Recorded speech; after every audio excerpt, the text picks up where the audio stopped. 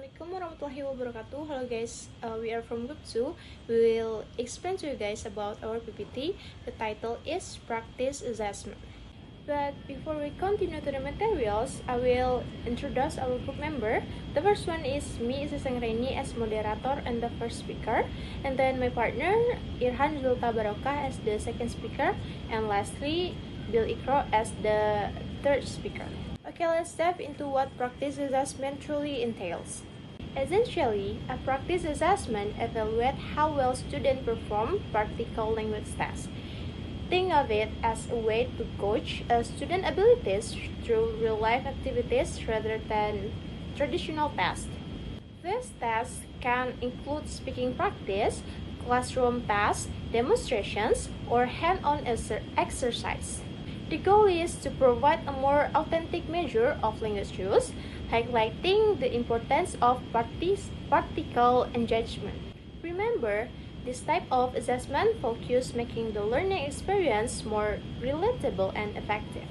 Okay, now let's dive into the purpose of practice assessment. The first point is crucial. Does assessment help us gauge student practical language abilities? It's all about seeing how well they can use what they've learned in real-life scenarios. Next, we observe how students apply their skills during practice. This isn't just about ticking boxes, it's about understanding their approach and adaptability in practical tests. Lastly, we measure their improvement. This isn't at one-time event. By engaging in repeated practice, we can track their progress over time, ensuring they are moving in the right directions. And perhaps most importantly, practice assessment allows for direct feedback. This immediate response helps students recognize their strengths and areas for growth, fostering a more effective learning journey. Okay, for the next material will be presented by my partner, Irhan Zulta Barokah. That is yours. Thank you to moderator. I will explain the next material. The next material is characteristic of performance assessment. Performance assessment has several distinctive features. Classroom-based. It is integrated into daily teaching learning activities. Progress focused.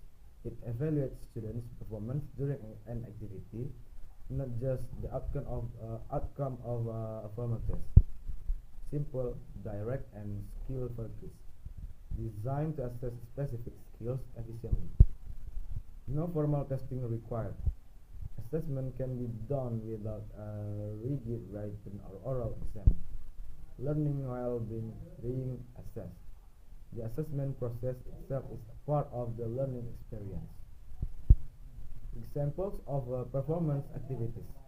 Some activities suitable for performance assessment include daily speaking drills, reading aloud tasks, pair word conversations, grammar or vocabulary practice exercises, short writing tasks, and listening response activities.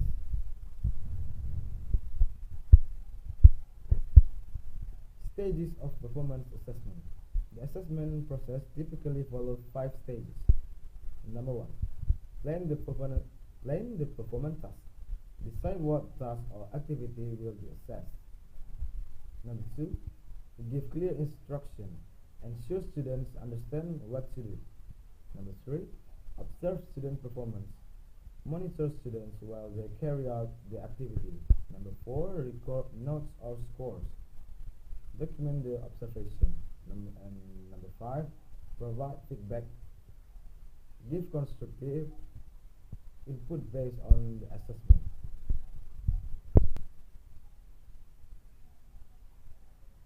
Maybe that's all for me. Thank you.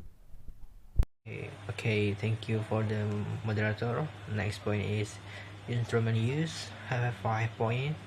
Point number 1 is simple rubric. Point number 2 is observation checklist. Point number 3 is sorting scale.